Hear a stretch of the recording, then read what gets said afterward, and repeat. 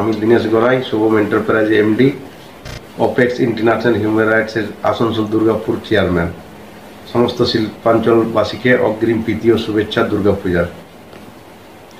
পশ্চিমবঙ্গ আদিবাসী ও লোকশিল্পী সংঘের পক্ষ থেকে জেলা কমিটি শিল্পীদের দাবি নিয়ে জেলা শাসকের কাছে একটি ডেপুটেশন দেওয়া হয়। 11 দফা দাবি নিয়েই এই কর্মসূচি। লোকশিল্পীদের পরিচয়পত্র ও ভাতা দেওয়ার ক্ষেত্রে যে জটিলতা সেটিকে সাধন করতে হবে সহ 11 দফার দাবি নিয়ে এদিন এই কর্মসূচি। এছাড়াও আরজিকর কাণ্ড সহ বর্ধমান ঝাপানতলা আদিবাসী তরুণীর হত্যার বিচারেরও দাবি জানানো হয়। Green Asansol, clean Asansol. সমাজে যে কোনো অন্যায় অবিচারের বিরুদ্ধে একটা সচেতন মানুষ, একটা সচেতন সংগঠন যেমন প্রতিবাদ করে, তার ব্যতিক্রম নয় পশ্চিমবঙ্গ আদিবাসী লোকশিল্পী সংঘ। আমরা তীব্র প্রতিবাদ করছি।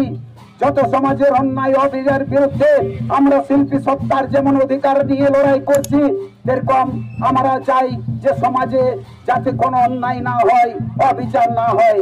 আমরা প্রতিবাদ জানাচ্ছি।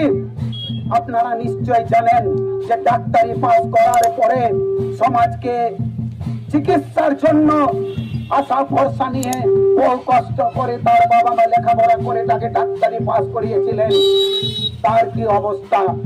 আমরা ভিন্ন প্রতিবাদ জানাচ্ছি সেই আরজিকরের লেডি ডাক্তারের সমবেদন শিল্পী সংঘের পক্ষ থেকে যে আয়োজন করেছি আমরা ক্ষমা প্রার্থী।